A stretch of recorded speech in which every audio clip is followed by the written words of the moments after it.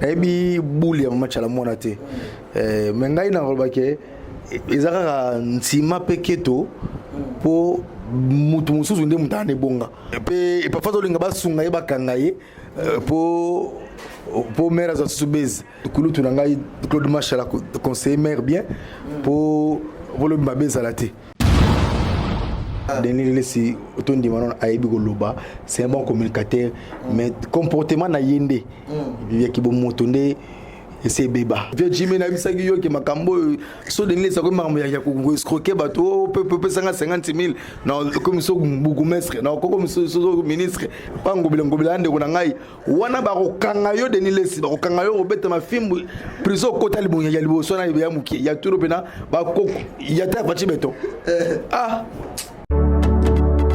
Mitolite misunga oyo ya Grace Mandela la pétrolière oyeba ke eye na idéologie ya sika donc soki papa to mama avali kopela awa na kati bakini komitungisa te ya kotinaka mbongo na kini kaka soki obengi na numero oyo oza mobimba ndeko yo na kini akozwa soin de santé gratuitement na clinique misunga batieli bino wifi ya opele surtout ke bazali na internet au début donc soki ndeko na yo avali kopela olingi oyeba état de santé na ye okoki kobenga ye sali kukuma ozwa ata interférence na nzela mama boni santé nakomi bien soki ndeko na yo azwi occasion ya kozwa basoi na mitolite misunga yebake kuna na ntongo oza mobimba na petit déjeuner mpe na pokwa yebake badive ezali mpe na pointe po okolia okondima te ke ozali na hôpital bazali na basale ya opération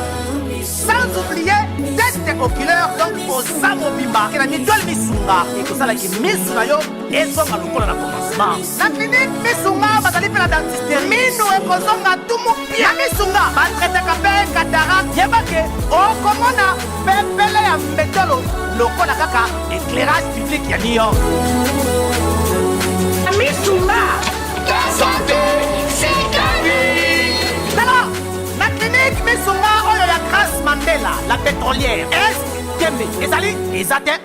Le chef de l'État d'aujourd'hui, c'est un grand frère à Kinshasa, Bisotou, Otoyebi Ndako, Otoyebi Tata, Otoyebi Mama, pour Azali Yaba Kinois, Azali Vieux, Azali Kinois, de naissance, il y a idéologie, Fachaza Yumate, Fachaza Ntousate, mais non quoi, à mon taïndou, à mon esprit, à Ebi Pri à Lipa, à Ebi Pri à Ngouba, à Ebi Galère, Nengen Salaka, malgré Kakula na bonne vie. Bana poto bana mikili yokelanga eloko oyo soki olingi ovanda na bakondisyon ya kitoko belengi tala esika ya kovanda yango oyo Flotte Hotel Joli Kabelo CPI awa soki oye ezali likambo te kende kosomba bakiti to nini te nyonso ezali c'est-à-dire que awa okoyaka kana bilamba ya pamba okokuta tout ezali cuisine, salle de bain, chambre jolie kitoko. Bambetu ya nyekese, salon ya VIP, toilette. Awa kutu kolobate po atami kate kwei. Okoliango jolie kitoko, microbe ezali distrait. Courant 24 heures sur 24. Minda pelelele. Soki courant ekei. Mubangi na groupe électrogène ezali wana. Oko sentir kutu teke. Courant ekendaki. Awa makambo ya okendoko luka mai na bakantine. Ezate. Mai pepele nyama. Ezali kobima neti kaka awa nde izini ya régie des eaux ezali po soki mai kaka kei bazali na réservation ya mubange nango awa mbala moko ekomi kobima joli kitoko boko sentir kutu teke mai awa ekangami awa bazali meme na bar na bango oyo bato ya libanda bakotaka te. Flotte Hotel Joli Kabelo CPI ezomi na avenue Bula numéro 115 quartier Adoula na commune Bandalungwa référence Église Mangembo. Na Flotte Hotel Joli Kabelo CPI nyonso pepele neti kaka na film. Biso apegin ça tobanga ba frappe on a te donné les ça déjà asa bon communicateur mvuluzi na respecta quand maza mukie na mbanga po nga donné les les na mbanga te nga mutuka moko oyo na Kongo ko ganga sanga pegi kanga munoko Zara Zakari Babaswe pour les père spirituel c'est mon mentor. Moi, je pense que petit dans Inos bi, nous avons encouragé na courage. Pour Inos bi, nous avons ça qui nous avons appelé courage wana. Parce que comme on a mutu o za kinoate, mais on s'impliquer na succès na kin, ils ont facilité.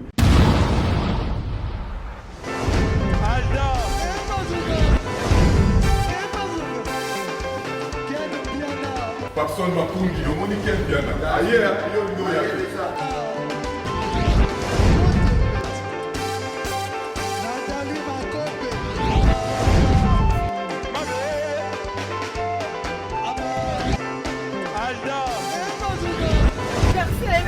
Fali avant. On va te relaxer un peu, donc maman va être bien.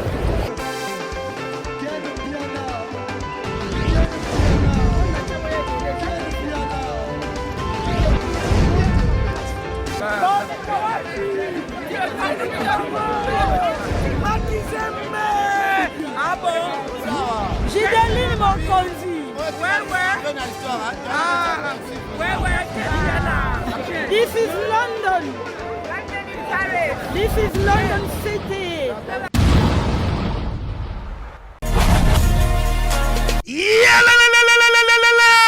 Après confinement, réouverture, Yanganda Taba, chez Djongade, Awa, Bokokuta, Biloko Nyonso Bolingaka ya Kotumba, lokola ntaba ya kitoko pe elengi, soso ya kotumba, ngulu ya kotumba, poaso ya kotumba. Esengali koyebake, chez Djongade, bafongolaka kobanda mokolo ya mardi, ti dimanche. Awa nde sika ambiance ezali kolala, adresse ezaka se moko. Chez Djongade, weekend, boza deja ya kosepela, chaque vendredi, bobanda kozwa Suzuki Luzub 4x4. Yende muta kosepelisa bino na ndenge ya kosakana te, oza kulia, oza komela, oza kopina. Pe chaque samedi, ekobanda kozala nde CNN, Alligator, na ba artiste mosusu. Bako banda kosepelisa bino na makinu ya defwa te na bakunga ya kosakana te. Et puis, chaque dimanche, sombele suka bisanga, nde bokozwa les grands chanteurs. Emile alias de Mingongo, yende muta ko palola awa, boko sentir betue ba ou différence yena. Malolo.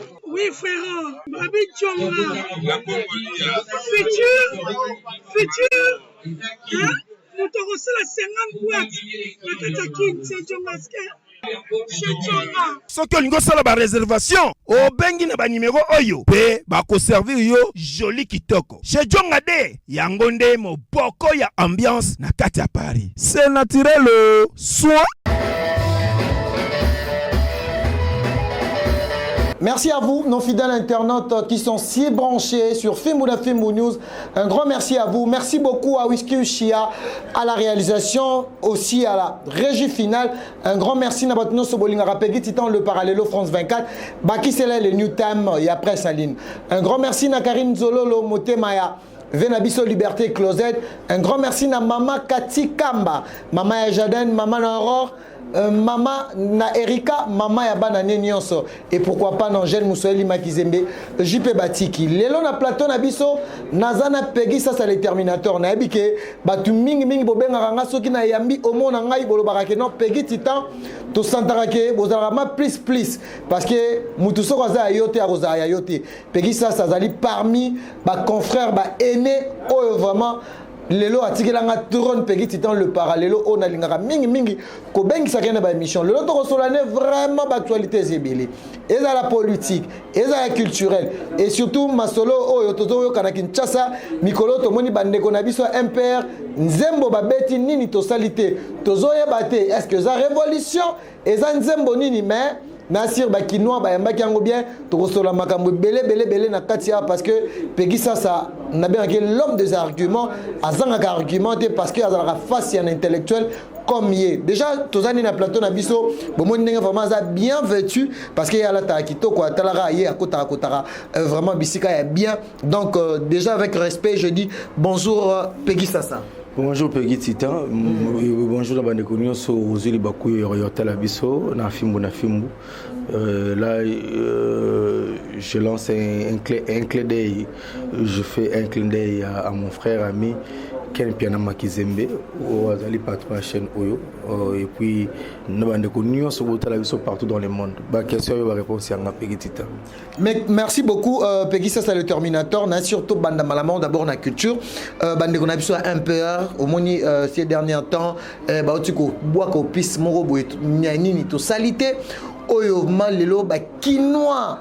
C'est pas un message on a payé ça musique on entend yo qui lelo est-ce qu'ils ont motivé ba kinoto et ça musique mo révolutionnaire parce que situation oh bango ba yemeli yango lelo to vivre na kati ya mboka na biso et tant que motamaye le temps oyo ki nzembo wana et ça lione nini to salité n'habité bango ba beta yo na anglais nini mais dans son ensemble pe na roba pe nini fachi à salité pour na Congo donc nini fachi à salité pour na Congo. Le président Fachi a mis trop dans Libanda pour l'intérêt du Congo. Réponse déjà, c'est Pessamaki. Ce qui va chrétien qui besoin de la réponse par chef de l'État parce que le chef de l'État avait déjà dit qu'il n'y a pas de voyage ni sonda bimara Libanda en Mboka, on peut côté en Mboka et puis lobbying et Salamaka et puis voyage tout à Salaka. Ils ont rapport d'intérêt Mboka et Simba. Vous voyez, je monte chef de l'État Bimi na Libanda et que Simbité. Ni to salité na habité na anglais ni bango ici. Moi je pense que tout dans la démocratie, il y a mon chef de l'État aza vraiment mutumoko alingara mututu ou à critiquer via mon konzamboka so que zangi critique c'est que mon konzamboka wa sala bien té. Via mon konzamboka so zangi batantima c'est que mon konzamboka c'est que mon konzamboka té. Na mandat ya mokonza mboka Fachi Beton il faut pas critiquer bazali il faut pas te belé ba critiquer il faut pas te belé ba finga malgré que tolérer ba bêtise belé té ce qui mutu a débordé à au-delà wanande justice ya mboka na biso eko justice ya mboka eko sala musana yango donc je pense que pour na bandeko ya père oba yembi etali karabango mais ba yeba rappel ko passer na censure ya mboka na biso oui koyemba ça lango bien IDP ça lango bien mais est-ce que ezo éduquer mers est-ce que ezo que na ko excité na NT na révolution mo côté pour na mboka point d'interrogation yango moni ezara très important même kulu tulanga didi kilekole didi kilokelo to kutala naye grand frère na quartier. Ça m'a payé ça, c'est important. Même vous les journalistes, il faut des émissions et ils allaient censurer. Pour mon tour, les personnes qui censurent, ils vont coincer. Des émissions, même il y a TV, même Internet, parce que il y a des il y a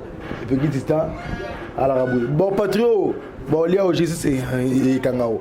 Yango on est te vitarabi loba te vitarabi yemba pour ekoki ko rattraper un jour.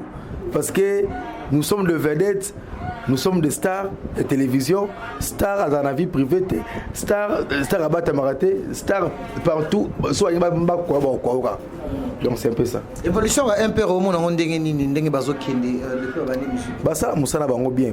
Bango baza nako critiquer bango té. Je suis aussi un chroniqueur culturel. Après c'est bango bonne chance mais il faut baïba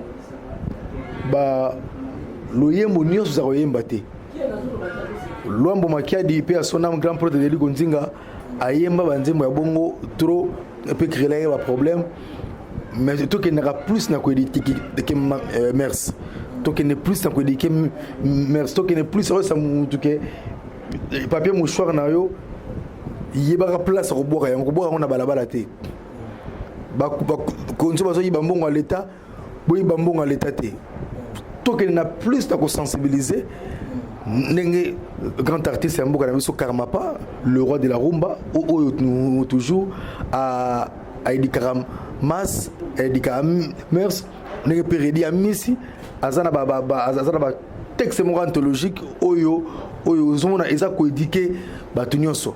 Et la révélation à NT, parce que Mabé et rattrapera biso. Donc nous sommes en démocratie, soso moninga à sali yelo konae, et c'est Mabé et c'est yavalam, otoyokaye, ototikaye, mais ceux qui conseillent peut ça sali bien mais il fallait pas au bétaboué. Et ça m'a bêté. Donc c'est un peu bon Peggy Titan. Peggy sasa oti kotanga kombo lombo makiadi tozano kaka na kati ya masolo ya loyembo oyo ndenge mikolo ndenge zona tomoni mama na biso Tchala Mwana alobiki alotaki lombo makiadi parce que azana studio aza vraiment na studio alotaki lombo makiadi alotaki lombo makiadi abia azana studio na minutes oyo azo préparer loko moko abi nyonso koloba mboka ezotambola malamu te akosala ka lokola lombo makiadi ndenge bana kosala ako critiquer pouvoir en place. Est-ce que vous êtes d'accord nango parce qu'elle dit à l'autre Luambo Makiadi maman la biso Tchala Mwana Peggy Titan critique eza mabete critique eza pe lisumuté mais kofinga ndeza mabe maman Tchala Mwana naza na respect makasi pour ali maman Tchala Mwana a édifié bato ebele aza pe na ba bato ebele ba musicien ebele bazoi comme modèle mais naboyi ko répéter makambo ya mabe o mama sala na vie na ye naboyi ko répéter makambo mabe ebele po comme lo epega mutakambo mama Tchala Mwana il faut pas bosser na reke elle est dans PPRD elle est dans FCC et sali 18 ans et belé peut marcher. Et belé peut marcher. Le président Félix Antoine Tshisekedi Tshilombo 2 ans à Pamba ozoba ke mamozo marché. C'est que maman Tchala Mwana jusque là ndenge bakendaka akona kota ba prison ba parquet c'est que mutu moza derrière yé pe ça nayebi makambu nayebi buli ya maman Tchala Mwana te mais ngai na roba ke ezaka ntima peketo po mutu mususu nde mutane bonga ok maman Tchala Mwana il faut ça na sengo ya koloba ke lelo ndeko na mutu en place, à pouvoir, il fallait qu'il y ait accompagner le chef de l'État. Tous les fanatiques et les partis politiques, tous les fanatiques, il y a un groupe parlementaire Moroboïté, mais tous les fanatiques, il y a Congo pour Congo échanger. Moi je pense qu'il fallait qu'il y ait une initiative qui est à 18 ans, tout ça qui bouille. Papa Fachi Betompe, il faut que ça la bouille, vous allez mieux. Pour même il y a Fingi. Même il y a critiqué, vous avez sans impact et puis vous avez sans effet pour bango o basala baby saki pe muki n'habite que baby saki nyonso place pe malamu zalaki mais il faut pas critiquer mutu na ndenge ya mabe toko tumba mutu ona na sisi mandat na été toko tuna garant de la nation Félix Antoine Tshisekedi Tshilombo na fait un mandat na ye au sein ba congolais nini neto nana comme il a fait un mandat donc moi je pense que na 2 ans où Mokonzambo Kasali a sali quelque chose sur le plan lobbying sur le plan makambo ebele chef de l'État a se sacrifié comme avion à plusieurs reprises pour l'intérêt Congo pour un changement ya mboka. Moi je pense que dans le gâté na plan de finir maman Tchala Mwana moi je suis responsable et puis je suis un homme la maman Tchala Mwana comme on a bas niveau et surtout message au ya kopé ça quand per na lobby que maman Tchala Mwana bosani ndenge ni abane ko tchalo kolo parce que jusque là ba congolais ba nga ba ruyo kan nzembo est-ce que nzembo wana et kozala contre toi kozala pour nzembo wana et changer dans mentalité congolais.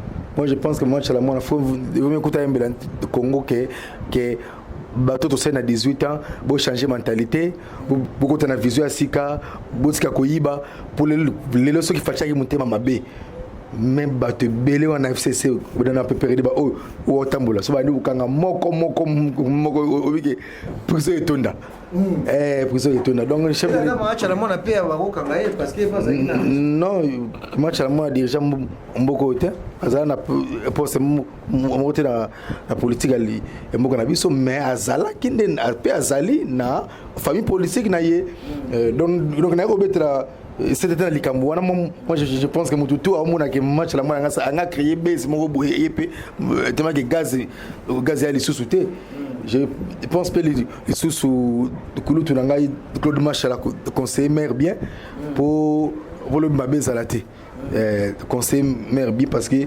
même Claude Machala ils à une époque alors que ceux qui fait ça comme président va pas katanga moto bona boy était souka donc TV ou Tolobaka et qui te rappelle Matsaka donc Machala mona azali mamona respectaka mingi o beto sana be monsieur danser mais na angle oyo maire abeti mabe même père ça la cop na ils ont cop na et puis parfois on linga ba sunga ba kangaye pour maire za sous-base mais maire a besoin de base pour Congo ils ont toujours réfléchir ndeni chef de l'état alors ça la lobbying pour na Congo ngobonga na toujours réfléchir ndeni gentini ngobilambaka azo porter un plus na Kinshasa peut accompagner vision chef de l'état pour Kinshasa la tapo soit sika donc moi je ne peux pas avoir le temps il y a le baba bobar pona ko fula ba complot ya mabe oyo mera zo bongisa pona ko contribuer lo monter na mboka. Merci beaucoup Peggy Sato. Continuez. Tout le monde est à Lubumbashi. C'était hier rencontre à Zoé Kabilana Inosbi. L'autre moment on appelle acteur politique ming ming baoza la paix au balubara baoza la ming amitié pe makasi na ba artiste musicien. Ya komona image au whisky sur Laxabiso ndenge Zoé Kabila bakutanaki nande kona biso Inos. Eza la actualité te bon ngabena kutana mbale kibina na chef de l'état ou à l'état Raïs Tokutane trop nanzela mai duona ba fe na ngai ba commandant Chims bazali na point ba fe na ngai ba fe na ngai belo omsuna otanga kombote au pena mo konzamboka littéralement de Kabi c'est toi qui parles trop à la télévision ouais mais là tout ça la phase à Fachi Béton grand frère propre il y a un habit soit limité où tant on a ça la bagélie polémique vieille soyez vacances c'est ça leki grand frère Zolanda faut bien qu'on fasse ce qu'on pompe qui toque non ça me fait plaisir que le chef de l'État d'aujourd'hui c'est un grand frère Kinshasa où bisotou toyebinda ko toyebi tata toyebi mama pour chaque na funda pa mama Marthe donc il y a bien gaé chaque fois na funda pa mama Marthe donc ça la nga plaisir moko ya osakanate donc nana yana nanga pena ya mukonza mboka po azali ya ba kinois azali vieux oyo aza kinois de naissance et idéologie fachaza yumate fachaza ntusate maza noko amuta indusa amuta esprit ayebi prix ya lipa ayebi prix ya nguba ayebi galère ndenge salaka malgré kakula na bonne vie pour ça muta mpia gâté pour père naza muta ali muta indusa tile lo bato be baza ko incarner pe ko invoquer la puissance il y a le VB52 Mukongo Koba et Etienne Tshisekedi wa Mulumba donc moi je pense que petit dans Inosbi nazo encourager na courage pour Inosbi nazo sabaki nga muna pesa courage wana parce que comme on a mutu o za kinoate mais on s'impliquer na succès na kin ils ont facilité et surtout que ceux qui lingala pesa ki moi rotengama il faut unda oyeba lingala ofana sa idéologie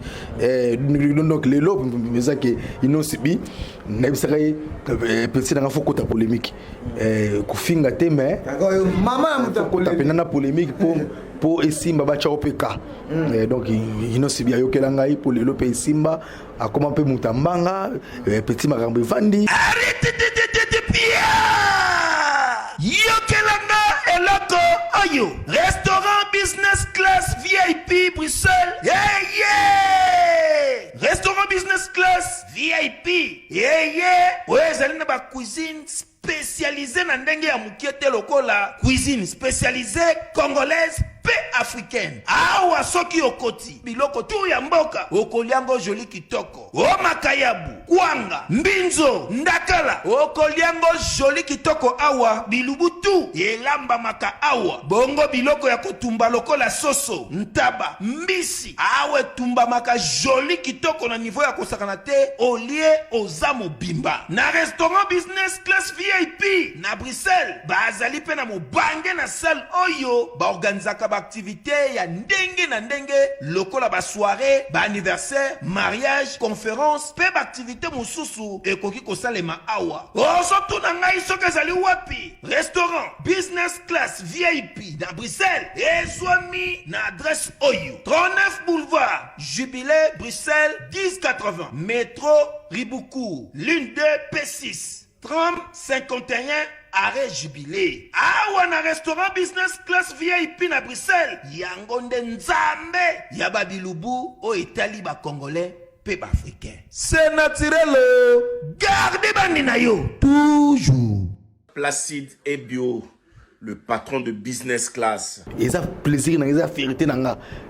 Kokuta na ba konzi, biso kuta na ba konzi bele kutu photo te caméra pété. Donc ça na actualité te. Kay non bien kuta na Zoé Kabila, ça na actualité te. Ovoye mo Zoé kutu maman. Moi musique ane innocent. Mais na ndenge pene ya nduku plus nduku, innocent bien robeta moi soyez les humains de la part. On a ton langage que lui mais tout ça l'andé musala n'intérêt Congo puis un changement de mentalité. Peki sasa héritier Watanabe apesi bakinois rendez-vous le 26 décembre na Fikine. Après il fallait poupa na yebité héritier Watanabe tout le monde déjà album Ange mi démon déjà c'est bon. Est-ce que Fikine wana héritier Watanabe n'a apesi bakinois rendez-vous? Vous assure nga nazo senga bakinois tout.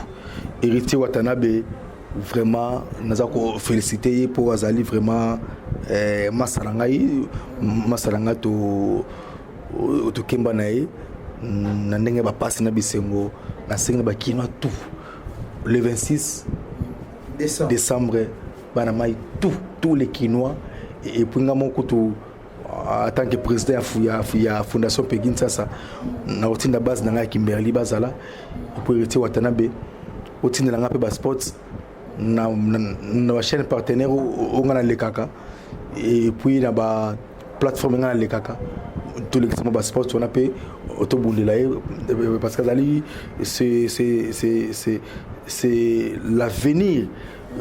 Héritier Watanabe ali kofi à lobby.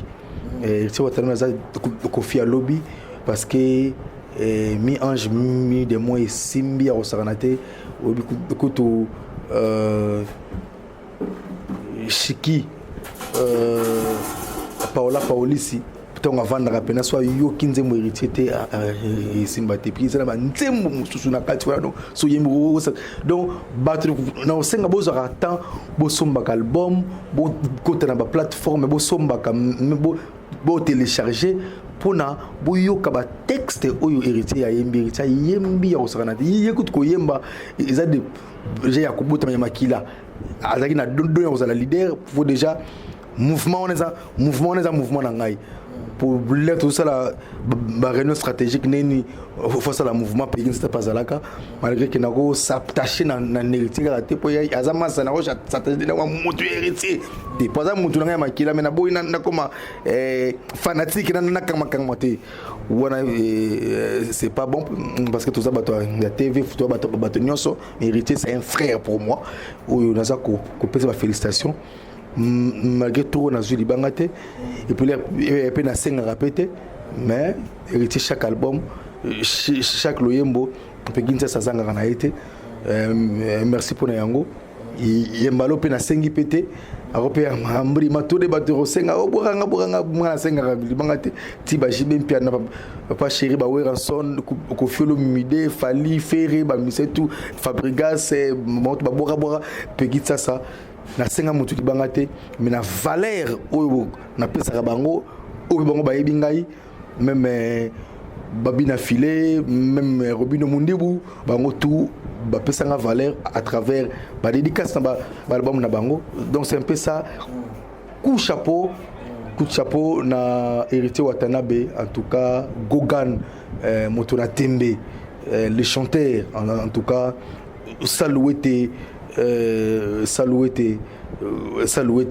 amicus pour héritier pas ça la philo wana masarangai lisolo ya pétage na lingo tala image oyo et le kaki dimanche tout moni pasteur de Nilesi na bilamba ba cardinal parce que yazali église de réveil na habité tant aux otala et lamba oyo pasteur de Nilesi alati et ya ba cardinal ya ba catholique.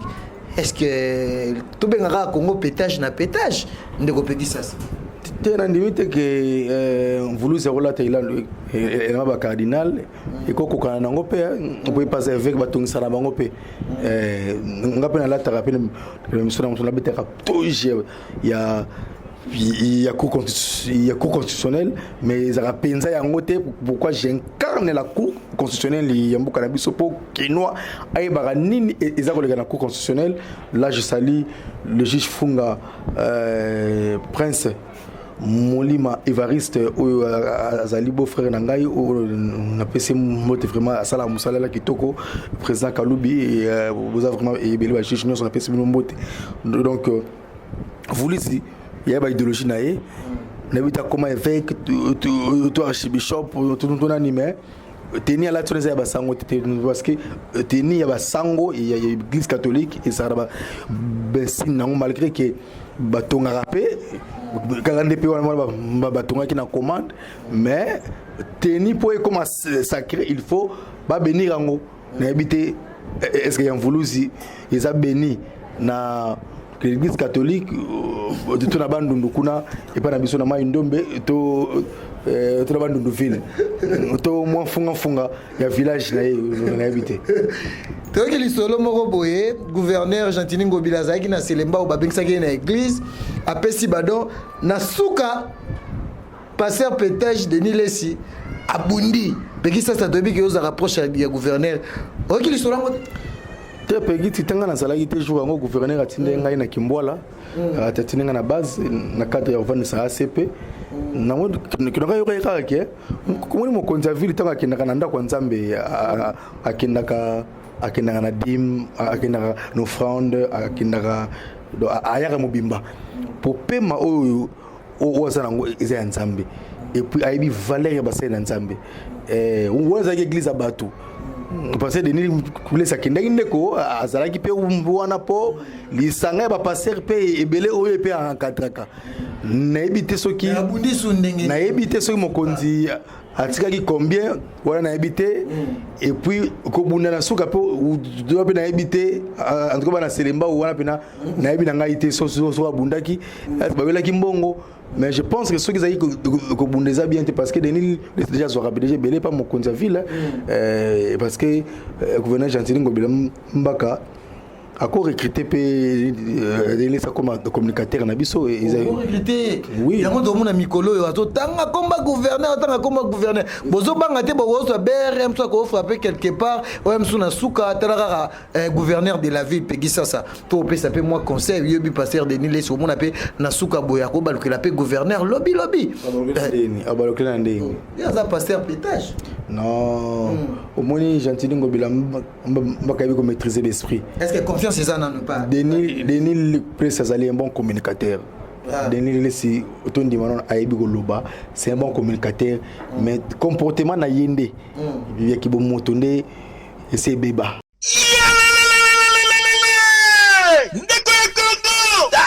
agence ya solo PSU oyo koki kotina mbango na yo pe koli na yo ekomi joli kitoko pe ozwi yango yo agence transmaritime Luanda Kinshasa oyo ya PSU Lumbela miti service le patron en France Suisse makila ya ba patron awa masolo ezali mobimba na agence transmaritime Luanda Kinshasa bazali kosala ba transfert ya ba mbango montagnoso na prix mukie pe tinda bakoli basalaka pe vente ya occasion d'Europe Suisse na Luanda bairo oji ayenda awa na Transmartin bapesi pe lisusu possibilité ya paiement na Europe donc ndeko aponi na Luanda bafuti na poto oza mobimba soki ozali na besoin na bango okoki kozwa bango na ba numéro ya téléphone oyo 0041 77 556 03 48 siège na bango ezwami na Suisse Paris Lyon voisin ya Suisse. Non, c'est trop fort. Awa na agence transmaritime Luanda Kinshasa. Oya PH Lumbela miti service. Musale sale makito kwa moyen temps. Po bango professionnalisme nde efandi awa. Eyokani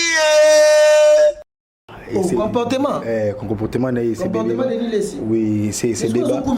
Oui, akumisi mais pangi plus pangi. Satan kuta kumisa nzambe. Papa l'église au monde na bandoki na batu nyonso gouverneur aboya mutu te ozala ndoki ozala nandi yaka na yo so sali mabe ba kanga ot yo esroke mutu o denil les wana ke akosi mutu na commission bourgmestre non commission ministre pangobila so lembonga mutu ba kanga yo ba kanga go bakanga ye o moni biso banga ba frappe wana te non o moni biso ba pekin ça to banga ba frappe wana te denil les ça déjà aza bon communicateur mvuluzi na respecta quand même maza mukie na mbanga po nga denil ça les na mbanga te nga mutuka moko oyo na Kongo ko ganga sanga peki kanga munoko izaka zakay babaswe po yaza père spirituel c'est mon mentor yende mutako kanga sanga munoko tout le monde. Donc quand nous avons pour la gouverneur n'a pas plus pangité. Gouverneur n'a pas plus pangité. On a mis un gouverneur n'a pas plus pangité. Gouverneur qui pas plus pangité. Baluba, Baswahili, Congo, Batebeli, Bicoloniaux, ils approchent un gouverneur. Ce qui mutu une vision à quoi accompagner gouverneur à ville. Mon conseil Roboyate, il laisse à ça qui diale l'hôtel. Il laisse à accompagner vision gouverneur. J'ai tenu Gobilamba. Jusque là c'est bon. Mais ce que comme na ndenge abana ko escroquer batou ko en tout cas même venanga Jimé na bisagi yo ke makambo so denile sa ko marmo ya ko escroquer batou peut 50 000 na comme so bourgmestre na ko comme so ministre pango bilangobila ande ko na ngai wana ba ko kanga yo denile si ba ko kanga yo obeta mafimbu prison kota libo ya libo so na ya muki ya turo pena ba ko ya ta fachi beto pardon. Ça passe pas. Demandez Mike Mukeba il de retour en force, aye Obomamoto, asoku misango bila. Yango ndire makambo pe ya politique ezala lokola mise en jour. Ya komisi ngobila te. Ezala ki na émission ya Paul Tosoa confrère na ngai. Paul Tosoa atuni Mike Mukeba otiki guerre. Mike Mukeba mutondo financer bango tu wana c'était Hassan. Yes, I saw laisser mon le Katumba. Me comprendre que batonga o balesa ke bon le Katumba ba musuba kei expliquer bango ba musuba comme na banga bitumba abi gero na tsiri kanga moko en tout cas ngobila va nae na muteso ngobila te ngobila va nae donc ezako lakisa ke il faut bato bon le ba mai ko ba salaka pour moni mbakini ba comprendre que Mike Mukeba ya wazola Mike fingi amona aske bina yimo mona mona sanzete yimo ko molo ba donc Mike Mukeba ina ko tanga ko moni troté pour aza député ou fingi si bana lingwala et bana lingwala c'est na tous les quinois au moni biso ba quinois toi bien Kinois à qui paraît mutu o ata ou ta village soye qui ça sera aux autres travailler na intérêt à Kinois voter ne yo mais qui base Kinois c'est villageois pénal donc vrai villageois tout ça ya villageois mais à Kinshasa à Kotipe à Chemutu à Bundipe il y a un commissaire député aussi bande ko les à qui noter maïna kin à s'impliquer à Bundi pas comme député il y a de plusieurs députés il y a ville à Kinshasa au baza même pas ba Kinois yango ya mbala on a 2023 qu'il pleuve qu'il neige Kinois tout voté ba Kinois yo ba bino wapi on la kola sikini sikini na venine yo tanga kina koni père na bino nani mère na bino nani mon classe na bino nani na venue numéro 8 qui pa banani neti ngape ki mwana mbinza pene na botami na zone na c'est des anciens combattants ba masala ba ko commander so na tela ko commander ba pekia to na Angola tu na Kikalaba tia tu est-ce qu'on vend cette idéologie na Kimberley City na Kimbwala o ngamu na chanjango comme Kimberley City na Jérusalem terre promise à Pekin ça donc so ko Pekin ça te kola awa para bangwa mena wanza akiwa to senga mungu awa o petit ba traite Carola Jawechi ona boy petit ba Vicky Musekura. Donc c'est comme ça même Karine Boboto bana kitambo Karine Boboto na boy tinda comme ba Paris wana donc c'est ça même bana lemba le ba doré mayani ti arozonga na Kinshasa pour acha libaya na lemba omona obina moi ça Willy Bonja c'est bon. Donc c'est un peu ça. Kofi Olomide lelo kimbangiste na ajo akomi nango ayiko koma croyant kimbangiste avi apekisa. Et ça m'a bêté et dans le rôle mo akeko mi bomba mapona procès na lobi eloko mo tena beaucoup ko tsanga te pour faire champion olele comment so pegi tikangai pegi tikangai champion olele ne champion olele tikangai na boy na kombo na ngai. Moi je pense que na pesi merci na père spirituel parce que ko faire ba kitoko ko faire ba ki congolais nyonso azana nyongo ya kimbangu parce que Kimbangu aza le rôle nzambe ya baindo. Kimbangu incarne l'esprit saint. Kimbangu omoni biso tout ba kimbangiste. Parce que on est né kimbangiste parce que Kimbangu ezali religion et spiritus. Ils a spiritus sur sanate. So omoni Kofi Olomide akebena a petoli a tubeli. Amelima yankamba asokolima yankamba c'est qu'il y a pas problème. Je monte na retour na de ko faire ça accident. Tono madaete. Donc tout ça na kamba Jérusalem te ben rescapé. Na pesi papa Zaki Mbote, papa Zaki général on a père nangai ba yebi le tondo keninga na nkulu ki grand prêtre de l'Konzinga. Le gouverneur compétent à tout Matubouana, le gouverneur élu. Tokini peut-être on a ressemblé là, vous avez inspiration, vous avez pouvoir. Oh, quand vous êtes ici à tout Matubouana. À tout Matubouana, allons jamais. À tout Matubouana, Zali, gouverneur prophétique, ils ont rapport en Kambate. Quand vous allez m'appeler naïe, et puis allez moi en Kamba. Et ils allez moto, ils sont innocents. Batuna soloka, bazongi moto. Nkulu qui a zonga musala avec impact na idéologie. Il y a un grand frère, le gouverneur Jantina Zali patron. Donc on va te dire que ça va confusion na oh Peggy Akimingo bila akena te atuma tubona c'est un grand frère. Mpangi plus mpangi chabola donc mutu na ngai nalalaka à Kinshasa mais na la mukana Congo central. Je suis originaire ya Congo central. Papa mama mukongo muyombe bene ya mayombe ndidi yombi mwisi kangu mwisi mbatabuka mwisi disi mwisi vinda matene makene ndo nazape na uti ma collège de Lukula ona pesi professeur qui Pascal Ngoma Mbote donc nga tangi na internat pe na mona véritable muyomba 100% we na pegi tsasa dona muyombe mais matuma tu bona grand frère nandenga ya indusa nandenga ya ingeta ya ndenga incarnation Ngobila c'est mon patron.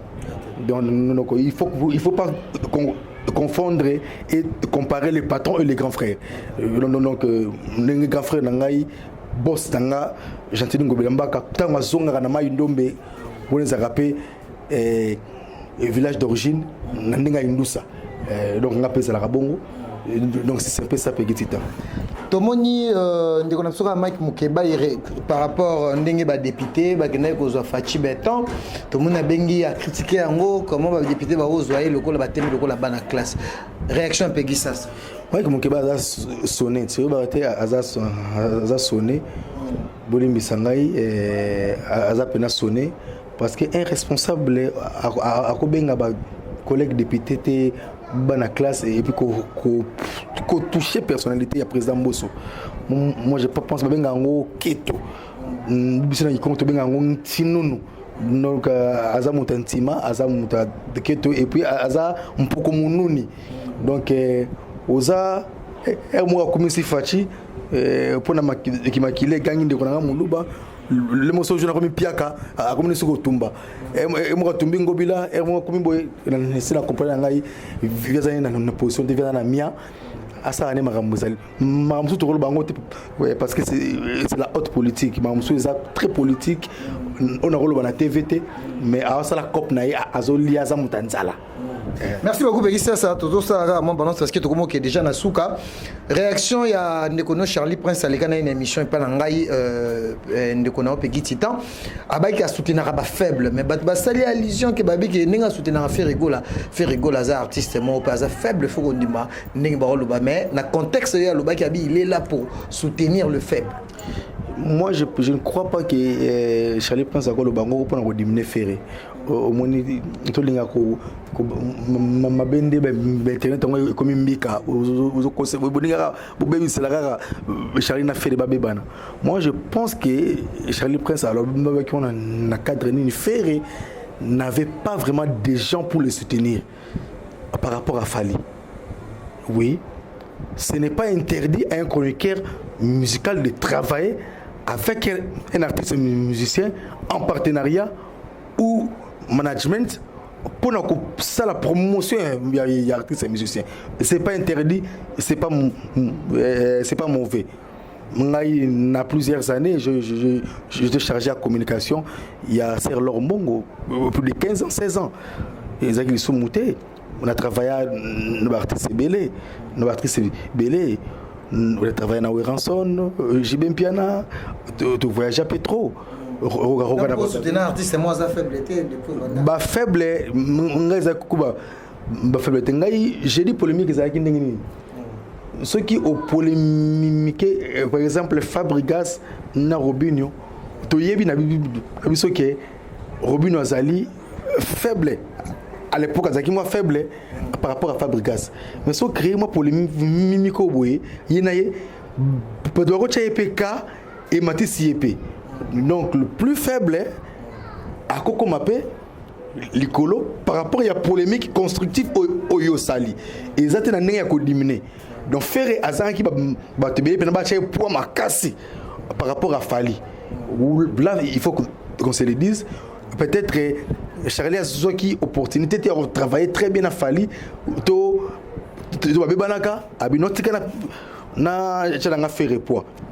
moi je pense que on a analysé la mais cela il faut diminuer non faire n'est pas faible mais à l'époque faire ça là qui des cadastres même dans la polémique on peut faire Abimi Abimi. La comparaison et la polémique constructive, concurrence loyale, c'est normal. Donc c'est un peu ça. Okay. Ça, nous sommes arrivés à la fin pour nous qui ça élection Nambojimaï. Déjà Kalaming te bazol kabab ça gouverneur élu Nambojimaï. Na habité tout le monde peut ndeko ya. Il y a le président Fachi Béton. Alors, il y a le président Paul Chilumbu. Paul Chilumbu. Le professeur Paul Chilumbu. Donc, Batatou, Bamamou. En tout cas, c'est un message on a côté tribalisme. Donc, le professeur Paul Chilumbu. Donc, non, tu as poids, il y a Rosaranaté. Vous voyez, c'est à l'équipe déjà. Ceux qui m'ont dit, grande terre propre, Lina Mouvaro, ceux qui ont bon de l'Anzambe, mandat chef de l'État Fachi Béton et Keneti Nasuka. Et puis, na sengi na yonkolo, Moubali Nangaï, professeur Paul Chilumbu, comme gouverneur, et ça va déjà bien. Celui qui trouve une bonne femme trouve le bonheur. Donc déjà, professeur Paul Chilumbu a reléganaï karapo, azana moi si oyo abundelakaye chaque jour na ndenge ya spiritualité ko senga na nzambe ko bondela mo sama bondeli ser na ngali na muvaro et puis lisusu et puis na kati Mbujimaï déjà prof déjà si avant de ça makambu yeye utalingana TVT alinga pe bakum ça a été donc son excellence mes excuses n'est dévoilé pour cette campagne bientôt na osenga na ba député provinciaux nyonso Mbujimaï Mobimba tous là derrière le gouverneur compétent ou à quoi changer ba donne ou accompagner vision chef de l'État Fachi Béton, donc son excellence Paul Chilumbu, le professeur Aleka a gagné avec impact en idéologie. Okay. Merci beaucoup, Peggy Sasa. Je pense que c'était Nani. Levi Pai. Abetsaki match.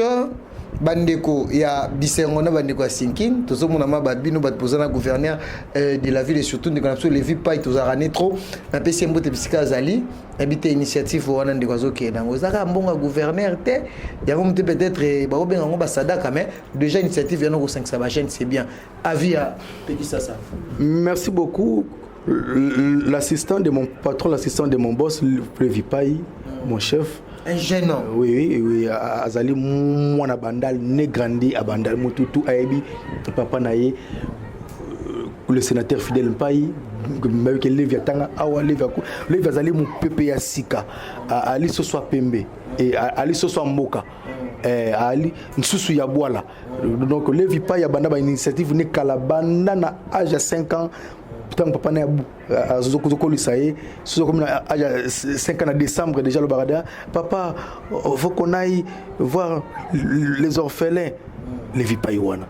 Donc abana déjà qu'on nous sunga baba orphelin à âge de 5 ans. Donc ti à Koli, pembeni ya gouverneur Zanine. Gouverneur Gentini Ngobila mbaka asinga ibiso ba collaborateur na mutu nyonso tout.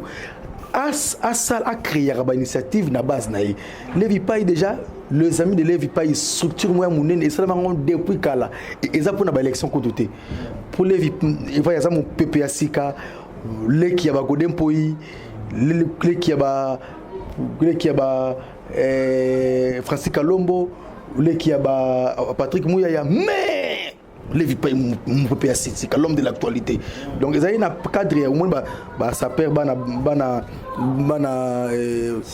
Sikini na Bisengo et puis c'est ça la qui na cadre de lutte contre Bombé Badiamba Banini et puis les cas qui très bien n'a pas qu'on peut conseil rebetama qui azo sala ngona moi muke oyo ba futa kae azo sala moi konzopo a sangana quand même na bande kunaye na cadre et mon peu loisir et ça la bien mais tout en sensibilisant na ndenga kini bopeto.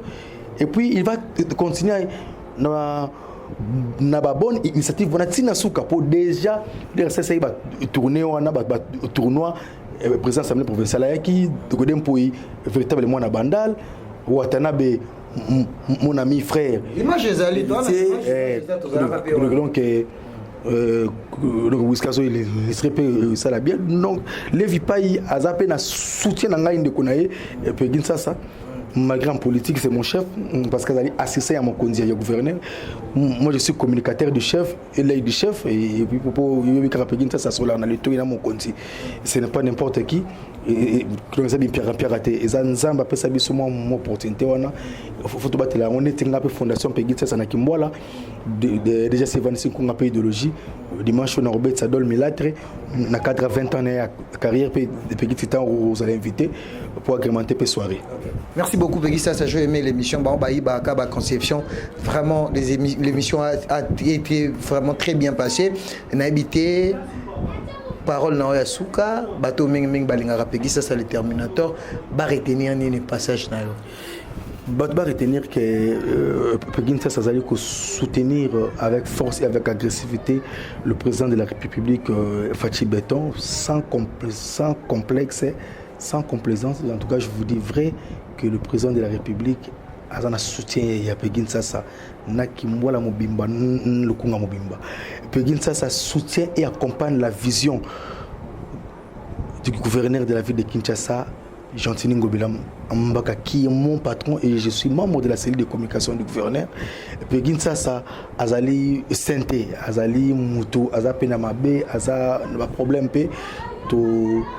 tout ça makamoto mutalinya a conseillé moi les kanisi à Bengai na plus 243 999 29 45 36 donc plus 243 39 29 45 36 ba conseil nabino et ça la pena bien na pesimbote na masalanga ans le zolo na pesimbote na la duchesse Magabo Sangai na pesi mbote na Karine Boboto kuna na pesi mbote na pesi mbote na Willy Ebonja mon beau-frère Motema Adoré Mayani sans oublier Paulisi Paola Paolisi Chiki napesi mbote sika azali, sans oublier les sous na ça n'aura jamais couple Papit Sasa. Donc Papit Sasa motema clair mabela on a 2022 bazo bako fêter 25 ans de mariage, on a le cabinet na futana qui ko participer et au sala penza bien mbote na père spirituel nangai le prophète Konde Paul Dominique, descendant d'Abraham, d'Isaac et de Jacob, collaborateur direct qui a Jésus-Christ. Bobo Konde Yoyebi na robo ça n'aura jamais le juge compétent de la République qui a Kaba jeunesse pour servir Moka, le juge Prince Funga Molima Evariste oyo azo travailler toujours ilongo na ba ndekonae na président monsieur Cour constitutionnel juge Kaluba. Donc batu nyonso oyo na pesi mbote na on a pesi mbotete mère nanga sika loboko Dede Loboko Yoyo Loboko Yoyo mode non bossa na raté César Loboko Naba Loboko nyonso, surtout bisous à toi maman chérie que j'aime beaucoup, maman Boko Langai Masika Loboko au pena nengake gaming vraiment ba on a pesi mbotete en tout cas boli misangai o émission mabangate les émissions batu pegi titan mbote na ba vrai chérie tout na bossa na te grande sœur na propre Fifi Sasa na London zeka prêtre Chims Kabengele na bossa na te na Montréal DJ Kalunga de Montréal JC Kivudi. Et puis ingénieur Jal Kikita au Sala hôtel Kitoko flat hôtel Kitoko na centre-ville de côté à Inakuna flat hôtel Kitoko, vous avez salle de fête entre faux makino son petit poto yé donc hôtel restaurant salle de fête tout et ça c'était mais on azali ya nangai l'ingénieur Jal Kikita ou azali peut accompagner vice chef de l'état. OK. Ezara cours sur réseau ça la émission na professionnel faut l'apprécier Peggy ça c'est le terminateur de la presse face à Peggy Titan le parallèlo na pesi bino merci vraiment maton domingue na bino merci na Levi Paye assistant gouverneur réseau Landanga depuis Bandalungwa et pourquoi pas aussi na Jolili Atal en chair et annonce merci na JP Batiki Koko Bawarion merci na Batunio Sokari Nzololo Motema ya Liberté Closet na pesi un grand merci na Cédric Bobou ya Motema ya Julia Kwete bango bazara na Japon Sœur Nangai Angèle Moussoeli Makizembe. Tokuta le micro zali koya Peggy Titan le parallèlo apesi bino merci. Bo s'abonner encore massivement na chaîne Nabino YouTube Fimbo News. Tokuta le micro zali koya bye. Ya bye. Ya bye. Ya bye.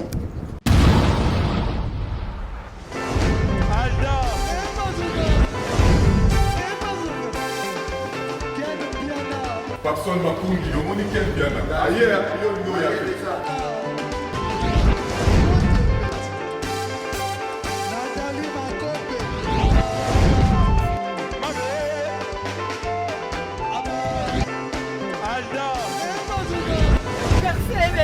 Fali Tumbato là qui a donc Malamboy qui me bien.